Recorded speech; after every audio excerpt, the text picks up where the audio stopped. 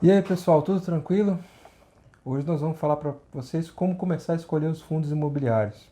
Como é que a gente vai começar a montar essa carteira que vai te ajudar a aposentar e receber um fluxo de renda mensal a partir dos seus investimentos.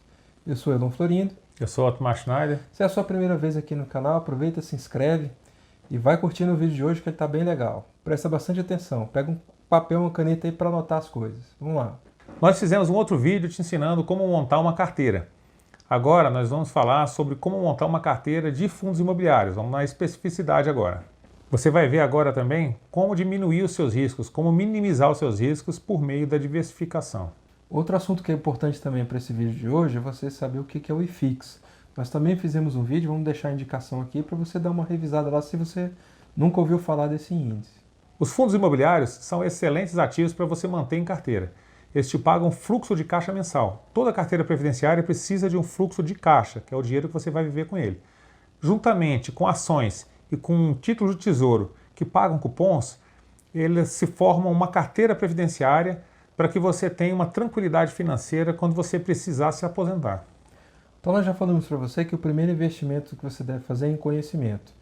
E agora você está fazendo isso. Primeiro você precisa trazer esse assunto de fundos imobiliários para dentro do seu círculo de competência, para dentro daquelas coisas que você realmente entende. Então para isso você vai precisar estudar a legislação, como é que esse sistema todo funciona, quais são os componentes desse mercado, o que compõe um fundo imobiliário, para você conseguir entender esse instrumento melhor e começar a estudar, propriamente dito, os fundos imobiliários que vão pertencer à sua carteira. Depois que você está familiarizado com os fundos imobiliários, você estudou, você pesquisou sobre os fundos, você tem que eleger os ativos que vão compor a sua carteira. Como que você faz isso? Você tem que começar primeiro pelos fundos que têm menor risco. Como é que você faz isso? Primeiro você vai pegar lá o IFIX, que é o índice de fundos imobiliários da Bovespa, e vai pegar os 10 primeiros, aqueles 10 primeiros que compõem o índice IFIX. Por quê? Para eles estarem ali entre os 10 primeiros, eles atenderam a alguns critérios, que são principalmente ser negociado em pelo menos 60% dos pregões, terem o valor da cota acima de R$ 1. Depois que ele atendeu esses critérios e entrou no IFIX, eles vão ser ordenados pela capitalização de mercado. Então o primeiro ativo lá de cima, ele é o maior. Ele tem alguns bilhões de valor de mercado, ou seja, ele é extremamente diversificado. Então, respondendo à pergunta, como que você consegue diminuir o risco da sua carteira? Com diversificação. Então, iniciando pelos ativos que têm uma maior diversificação, você vai ter mais segurança, você vai ter mais diversificação, você vai ter menos risco. Vamos lembrar de novo que isso aqui é somente uma sugestão de estudo. Nós não estamos indicando nenhum ativo para você comprar, é simplesmente por onde você vai começar a estudar. Quer dizer, estamos te dando aqui o caminho das pedras para você começar a formar a sua própria opinião. Os 10 ou os 20 ativos maiores do IFIX, os que têm maior percentual de contribuição para o índice IFIX, eles devem ser estudados e você deve optar por aqueles ativos que melhor se encaixam com a sua estratégia. Se você gosta mais de shopping center, de laje corporativa, de galpão logístico, isso é uma coisa que você tem que decidir, tem que estar de acordo com a sua estratégia. Escolhendo entre os mais diversificados, o risco diminui. Então você chegou lá, o primeiro é um ativo, por exemplo, de shopping. Você não gosta de shopping center, você pula ele e passa para o próximo. Ah, o seguinte aqui é um prédio comercial. Opa, disso eu gosto. Então eu separo aquele para estudar. E assim você vai seguindo do maior para o menor na composição do IFIX. Em maio de 2019, os 10 maiores fundos imobiliários eram esses aqui que vão aparecer para você. Agora você deve estar se perguntando, os 3 primeiros começam com a letra K. Por que isso acontece? Simples, todos os 3 maiores fundos da Bolsa são administrados pela Quineia. E a Quineia é um braço do Itaú da parte imobiliária. Seguida dele só vai ver o BBPO, que é o Banco do Brasil Progressivo. Depois vem o BRCR, que é um fundo muito grande, HGBS, ABCP, HGLG, HGRE e XPML. Nós vamos falar um pouquinho agora sobre esses fundos, para você entender e começar a direcionar os seus estudos. Os 2 primeiros fundos que aparecem na relação do IFIX são o KNCR e o CANIP. O KNCR ele é um fundo da Quineia que tem como indexador o CDI. O segundo é o CANIP, que ele é indexado por índices de inflação. E aí, como são fundos muito específicos, a gente sugere que você não comece os estudos por eles.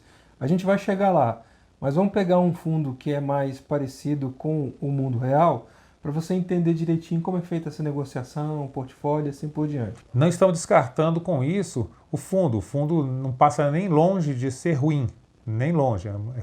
Todos eles são bons fundos. Só que você, para começar a estudar, é um complicador a mais. É melhor você começar a estudar pelo fundo raiz, que a gente chama, que é o fundo que tem tijolo, o prédio. Então, chegamos no terceiro fundo, que é o KNRI11, também administrado pela Quineia.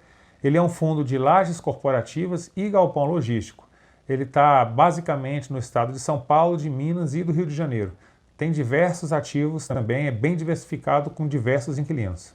A gente vai deixar aqui o link para você pegar toda a informação que for preciso do gestor, lá no Quineia. Em seguida, a gente vai ver que tem outros 3 fundos que têm a mesma letra também, começam com HG. São fundos que eram da Rede Grifo, HGBS, HGLG e o HGRE, HGRE. Todos os 3 são fundos de tijolo. O HGLG ele é um fundo de logística da Credit Suisse. O HGRE ele é um fundo de lajes corporativas também da Credit Suisse. Já o HGBS ele trocou a gestão, agora é da Edge Investments e é um fundo de shoppings. Eles têm vários shoppings no portfólio espalhados em vários locais do Brasil. O BRCR11 ele é um fundo da BTG, de lajes corporativas com exposição no Rio de Janeiro e em São Paulo. Na sequência, você vai encontrar aí o Banco do Brasil Progressivo. Nessa lista, ele é o único fundo que é monoinquilino, que vai ter essa diferença para você estudar. Os contratos dele vencem em 2022, mas é um contrato atípico. O Banco do Brasil não pode quebrar esse contrato antes desse tempo, então ele paga os rendimentos mensalmente. E se o Banco do Brasil quiser sair de todas as agências, que são 64 imóveis, teria que pagar uma multa altíssima, equivalente até o valor dos aluguéis durante até o final do contrato. O ABCP11 ele é um outro caso específico. Ele é um shopping que fica em Santo André e que ele possui diversos inquilinos, mas ele é um só imóvel. O fundo é dono de 98,5% de todo o imóvel. O último fundo da lista é o XPML, que é um fundo de logística da XP, também bastante interessante de ser estudado.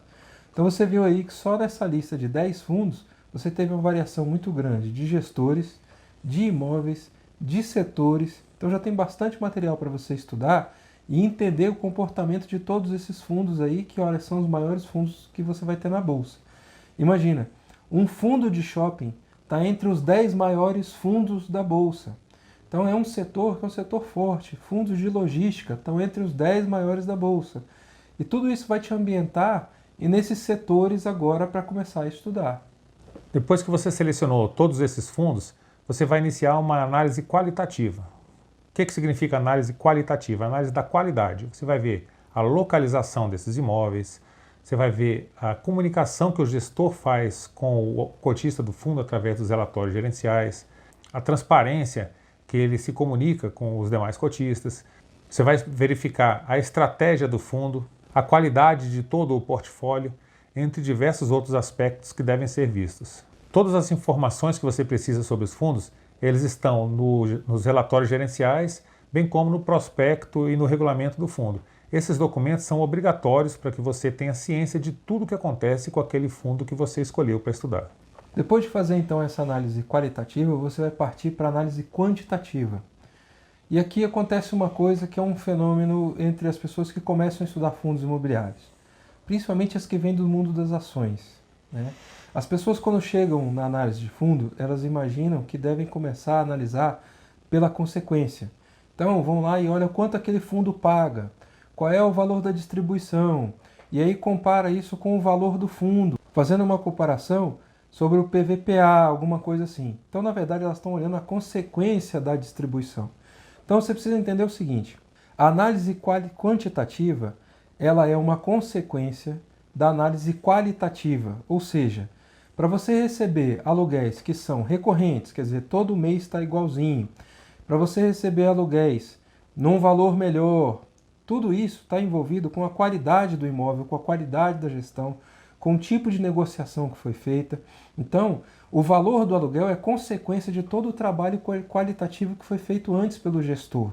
Se você faz o contrário, você pode estar entrando num fundo que está com problema, que está distribuindo uma renda que não é recorrente, ou que está envolvido em algum outro tipo de problema que você ainda não sabe, porque você não conheceu o fundo, você só viu os números. Então precisa ter muito cuidado na hora de iniciar a sua análise e começar sempre por entender o negócio, entender o fundo e não os números. Os números são consequências daquilo que você estudou antes.